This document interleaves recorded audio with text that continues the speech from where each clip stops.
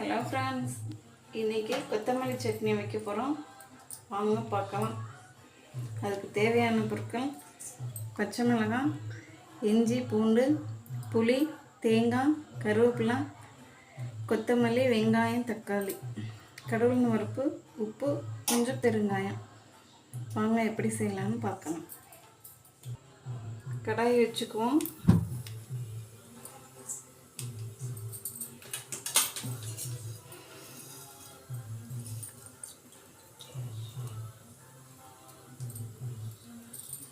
மூணு ஸ்பூன் எண்ணெய் ஊற்றிக்குவோம். நான் கொஞ்சம் கூடவே எடுத்திருக்கேன் வெங்காயம், தக்காளி. அதுக்காக 3 ஸ்பூன் ஊற்றுறேன். 2 ஸ்பூன் ஊற்றிக்கலாம். நீங்கள் எவ்வளோ கொத்தமல்லி, தக்காளி, வெங்காயம் எடுத்துருக்கீங்களோ அதுக்கு தகுந்த மாதிரி எண்ணெய் கொஞ்சமாக ஊற்றிக்கணும். நான் கொஞ்சம் நிறையா தான் செய்கிறேன். 4 வெங்காயம், 3 தக்காளி, பச்சை மிளகாய் ரொம்ப காரம் இருக்காது, ஒரு முடி தேங்காய், ஒரு பூண்டு, சின்ன துண்டை இஞ்சி, கொஞ்சோண்டு புளி எடுத்துக்கோங்க. 5-6 பேர் சாப்பிட்ற மாதிரி எடுத்துருக்கேன். எல்லாம் எண்ணெய் காந்துருச்சு. கடவுள் போட்டுக்கலாம்.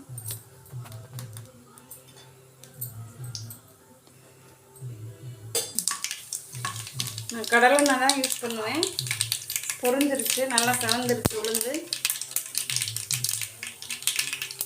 ஃபஸ்ட்டு பச்சை மிளகாய் போட்டுக்கலாம். பச்சை மிளகாய் இது கொஞ்சம் லைட் க்ரீன் கலர், அது ரொம்ப காரம் இருக்காது. காரம் இல்லாத மிளகாய் தான் சேர்த்துருக்கேன். உங்களுக்கு எவ்வளோ தேவையோ எவ்வளோ காரத்துக்கு ஏற்ற மாதிரி சேர்த்துக்கணும். பூண்டு போட்டுக்கலாம். நல்லா வதங்கட்டும்.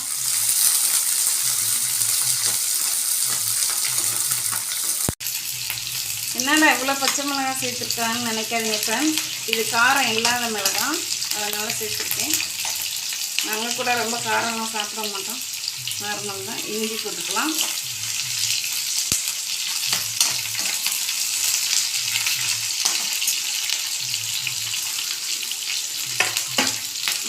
வெங்காயம் போட்டுக்கலாம். வெள்ளை வெங்காயம், நீங்கள் எந்த வெங்காயம் வேணாலும் சேர்த்துக்கோங்க.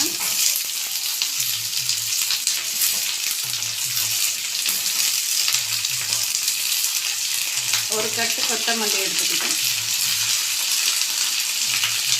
உங்களுக்கு எவ்வளோ தேவையோ அதுக்கு தேவை. 4 வெங்காயம் எடுத்துருக்கேன்.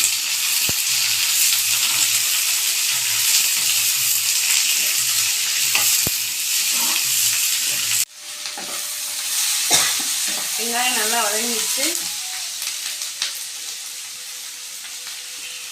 நம்ம தக்காளி சேர்த்துக்கலாம்.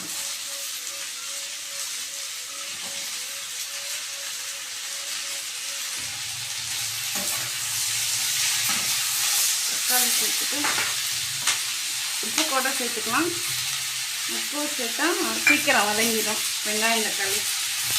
கொஞ்சம் பெருங்காயத்தூள் சேர்த்துக்கலாம்.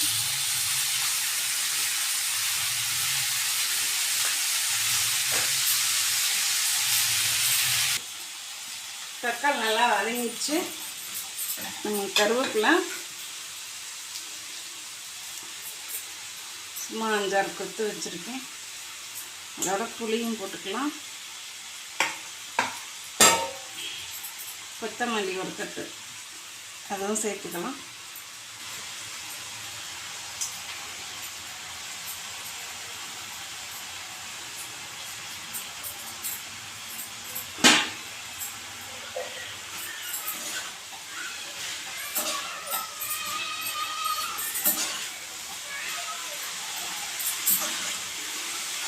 நல்லா வதங்கட்டும். லாஸ்ட்டாக தேங்காய் சேர்த்துக்குவோம். கொத்தமல்லி நல்லா வதங்கினோன்னு சேர்த்துக்கலாம். ரொம்ப ஈஸி தான், ஒரு தடவை செஞ்சு பார்க்கணும். கொஞ்சம் மூடி போட்டு மூடிக்குவோம், வதங்கட்டும்.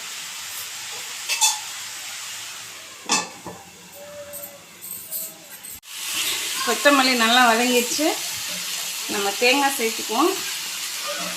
நான் ஒரு மூடி தேங்காய் எடுத்து வச்சேன்.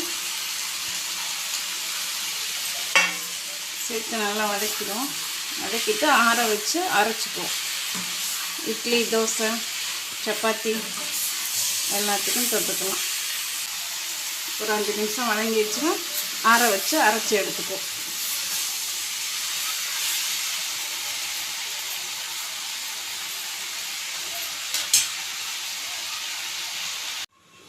வதங்கிடுச்சான்னு பார்ப்போம். நல்லா வதங்கிடுச்சு.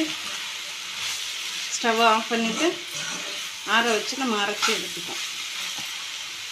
அவ்வளோதாங்க, ஸ்டவ் ஆஃப் பண்ணியாச்சு. ஆறட்டும். நல்லா ஆறிடுச்சு. நம்ம மிக்ஸி ஜாரில் போட்டு அரைச்சி எடுத்துக்குவோம் சட்னியை.